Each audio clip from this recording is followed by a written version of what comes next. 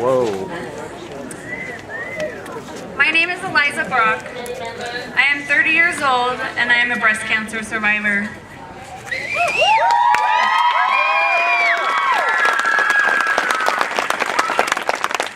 years ago, I was living what I thought to be a pretty perfect life. I had a 4-year-old that was getting ready to start preschool and twins that were approaching their second birthday. Life was just starting to get easier and less chaotic with the twins. We're not requiring constant attention and we're becoming more independent. But as John Mayer said, bad news never had good timing. One Friday night, I was doing dishes before going to bed and had reached across myself to turn the garbage disposal on when I felt a lump in my breast with the inside of my arm. I remember thinking to myself, where did this come from? This is huge. How could I have never noticed this before? I remember going to bed that night and not being able to sleep. I just had this feeling that something just wasn't right. The following Monday, I made an appointment with my doctor and was seen that afternoon. My doctor told me not to worry. He thought that it was probably just fibrocystic breast disease, which is common in women. The disease is dense breast tissue that will get lumpy during certain times in a woman's cycle. He told me that I should come back in a few weeks if the lump grew or changed to a more rough shape rather than smooth.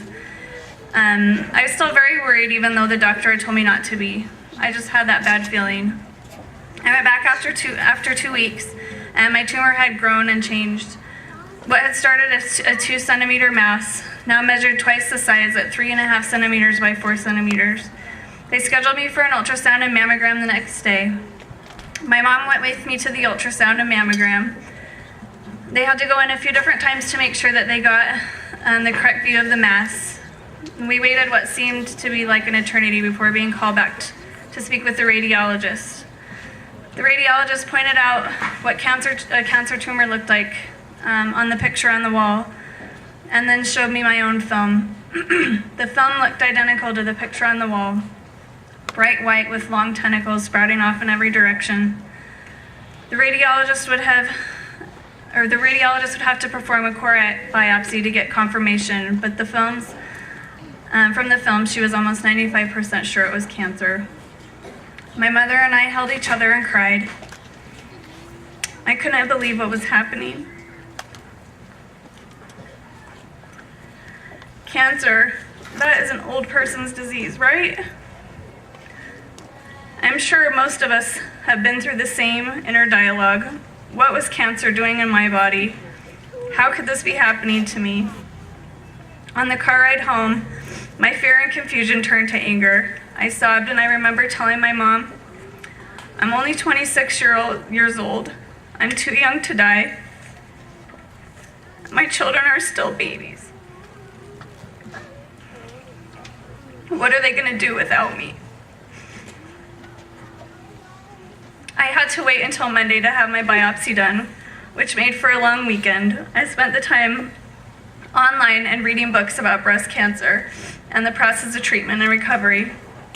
I also spent a lot of time on the phone trying to answer questions from friends and family for which I did not have the answers. On Monday, I went into the biopsy hoping to be able to have my husband there to hold my hand through the procedure, but was informed that the room was just too small to have an extra person in there. I went into the room scared and alone. The radiologist was using a new core needle instrument that was supposed to take multiple samples at a time. And after giving me shots to numb the area, they made a small incision on the side of my breast and guided the needle to the right area via ultrasound. When the needle was in place, it mechanically goes in and out 5 times to take the samples. When the doctor had taken the instrument out, it only obtained 1 sample. So they tried again. After the second time, they took it out and hadn't taken any samples. They decided to do it the old way, which was 1 needle at a time, 1 sample at a time, and they were finally able to get what they needed. Then I was able to go home and spend the rest of the day on the couch with an ice pack. At the time, it was the most horrible thing that I'd ever experienced. My breast was black and blue for a week. On August 30th, 2006, on my twin's second birthday, I got the call from the doctor. Infiltrating lobular carcinoma with lymphatic invasion. That was the worst day of my entire life. All I knew about cancer was that it killed people, and I felt like I was handed a death sentence. I wondered if my babies would have a replacement mom and if my husband would find someone he loved more than me. I wondered if the person would ever be able to love them the way that I love them. I was angry at the people that kept calling to check on me, and I didn't want to have to keep retelling them the bad news. The doctor had urged me to see a surgeon as soon as possible, and I was also referred by a friend to see Dr. Majessi, an oncologist that was willing to see me on her last appointment the following day. We went to see her, and her suggestion was to start doing chemo right away instead of surgery since my tumor was so close to my chest wall. They wanted to see it shrink before going in to remove it. This is when my job title officially became cancer patient, and my focus switched to fighting to stay alive. Within 1 week, I had MRI, PET scan, echocardiogram, surgery for a port, and my first round of chemotherapy in the form of Taxol. I was HER2 positive, so my regimen also included Herceptin infusions for a year. That week, I was my little girl's first day of preschool. I was so lucky to have lots of help from family and friends that were willing to do anything needed for my family and for me. But I was still sad that I would not be able to experience that with her or help out in her classroom because of the germs. My mom became one of my caregivers again. She would accompany me to every appointment I had, which were often several times a week. She cooked, cleaned, babysat, and was there to keep me positive through it all. I remember her telling me on several occasions that it was okay to be upset, but be upset and be done. We need to just keep moving forward. She was like Dory on Finding Nemo, always there to tell me, just keep swimming. We will get over this soon. My regular chemo appointments were scheduled once a week for 12 weeks. On the 3rd week of chemo, I had a severe allergic reaction to the Taxol and stopped breathing.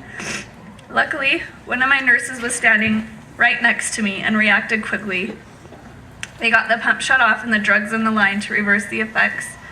And at that point, I had to change to another drug, Taxotere, that's mixed differently. On my 4th treatment, I found out that my tumor had shrunk considerably and my hair started falling out. I invited over my 4 closest friends. We laughed and we cried. And we shaved off what was left of my hair. I then became a cancer patient on the outside as well. I started to look as sick as I felt. I could see the expressions of pain and anxiety on the faces of people that loved me when they saw how cancer was changing me physically. I hated seeing people for the first time that hadn't seen what I looked like as this cancer patient. I hated seeing them struggle to keep their emotions in check, and I hoped that I could keep mine in check. This was the new me, as much as I didn't want it to be. After my 8th treatment, I received the wonderful news that I was BRCA1 and BRCA2 negative and did not carry the breast cancer gene. I am thankful to my Heavenly Father for that blessing. I am so thankful that I was able to tell my sisters and my children that they do not have to worry about being genetic carriers for this disease. At the time, I remember the news leaving me discouraged, though, because I was told I probably had cancer at this age because I was more than likely a gene carrier. And if I wasn't a gene carrier, then why did I get cancer? Unfortunately, there just wasn't an answer. After my 8th treatment, I started to develop several unpleasant side effects. My fingernails felt like I slammed all of them in the door and were bruised. Eventually, they all fell off, and I developed a red and purple chemical rash over my fingers that quickly spread to my hands and wrists. The rash developed blisters and felt like a burn. It left me unable to use my hands, even for simple things like picking something up, and my eyes were constantly watering. After my 9th treatment, my oncologist decided that my chemo was doing more harm than good, and we needed to stop early and continue to my next cycle. I started FEC, which is a combination of 5-FU, epirubicin, and Cytoxan. This was given every 3 weeks for 4 cycles. The biggest obstacle with this cycle was trying to stay on top of the nausea and trying to avoid getting the Neulasta shot. These create horrible bone pain while trying to boost your white blood cell count. Unfortunately, I only had to have one.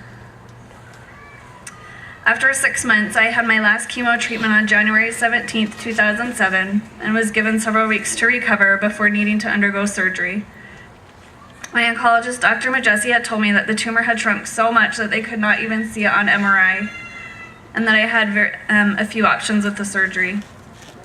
I could either go in and have them just remove the area where the cancer was, or go ahead and have a mastectomy on the right side. This was by far the hardest decision I had to make during treatment. It seemed that everything else was pretty black and white on what was recommended, but this was truly my decision. I did research online and through fellow survivors. I talked to doctors and spent a lot of time on my knees praying about what decision was best for me. I ended up deciding to have a mastectomy on my right side, the side with cancer, and then when I started reconstruction, to do a mastectomy on the other side. I felt like I wanted to do everything in my power to make sure that this disease would not come back, and I wouldn't be able to deal with it if it did come back, and I hadn't done everything I could. I remember my doctor's reaction after I had informed her of my decision. I felt like she was really taken aback. She told me that I had a very long road ahead of me with reconstruction, but if that was the route that I needed to take, she would support me. I learned that making decisions about treatment is not always a one-size-fits-all. You can take advice from your doctors and your care team, but ultimately, you as the individual need to make the decision that's right for you. My first surgery was done in February 2007. I had several lymph nodes removed and a mastectomy on the right side. Afterwards, the surgeon came in to tell us that they did find microscopic cells in other areas of my breast, and had I chosen to do the lumpectomy, I would have had to go right back into surgery the next day to have the mastectomy. I was given several weeks to recover from surgery before starting the 6 weeks of daily radiation. After radiation, I continued with my Herceptin infusions every few weeks. Herceptin had almost no side effects, so it was a welcome change. It wasn't until the following October 2007, that I started down the road to research reconstructive options. I never knew that there were so many different options. After seeing several doctors in 2 states, I went to see Dr. Amy Brewster here in Fort Collins on a fellow survivor's recommendation. She discussed a few different options, including one that would not require me to move other muscles from different areas of my body. She really went over and above fighting my insurance company to get me the things that I needed to have a successful reconstruction. My surgery process started December 2007 with the mastectomy on the left side and the implanting of tissue expanders. The expanders are temporary implants that are filled a little each week over a period of several months to stretch out the muscle and make room for a permanent implant. The days and weeks following the first surgery were awful. I never knew that I could experience that kind of pain. I had 2 surgical drains, one in each side, and it hurt even to breathe. Over time, it grew better, but with the expanders in, I was never comfortable. Once a week for the next 3 months, I would go in and get more fluid put into the expanders and be on the couch for the rest of the day. The right side, where I now had radiation damage to my skin, was stubborn and would not stretch as well, so it was a slow process. In April 2008, I went back into surgery to have permanent implants put in and was so happy to have those expanders taken out. Since I finished chemo, I go in every 6 months to do blood work with a brain MRI. Every time those appointments come around, the anxiety goes up, and until I get the results, I am always a mess. I am happy to say that it will be 5 years in August since I was diagnosed, which is a huge milestone for a cancer survivor.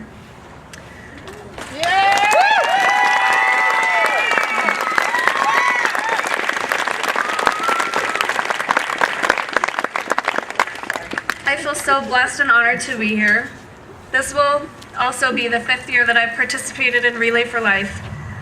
The first year I was in the middle of doing radiation treatment, and it was an experience I will never forget. It was amazing to see all of the people just here in the community that cancer has impacted. I've enjoyed seeing Relay grow over the last several years, and it is a cause that I'm very passionate about. 3 years ago, when asking for donations from friends and family, I thought it would be a great benefit to share my reasons that I participate in Relay with those that I was asking to donate. I put together a poem and a slideshow to help illustrate why I do Relay. The poem reads, I relay for life. For my life, for your life, and every life touched by cancer. I relay for those first diagnosed, who know not what's ahead but are ready to fight. I relay for the survivor learning of recurrence, who already know what awaits but is still ready to fight. I relay for the parents watching their child suffer through chemo, and for the child enduring the suffering. I relay for the husband afraid to lose his wife, and the wife afraid of being taken from her family. I relay to fight the cancer that tried but failed to take my life, and to bring hope to those who are still fighting. I relay to celebrate being a survivor, and to honor those who have not survived.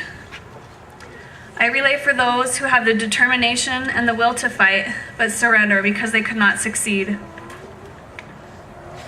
I relay because I do not know why I won my battle and why others lost, but I believe that what I'm doing will help more people to win.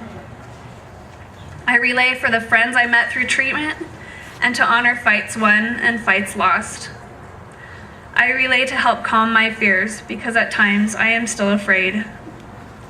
I relay for life, for my life, for your life, and every life touched by cancer. I thank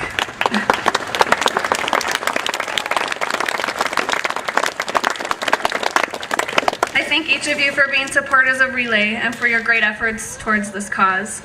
Someday, because of our efforts, I know that we will be able to keep this horrible disease from impacting the lives of our children and future generations. Thank you.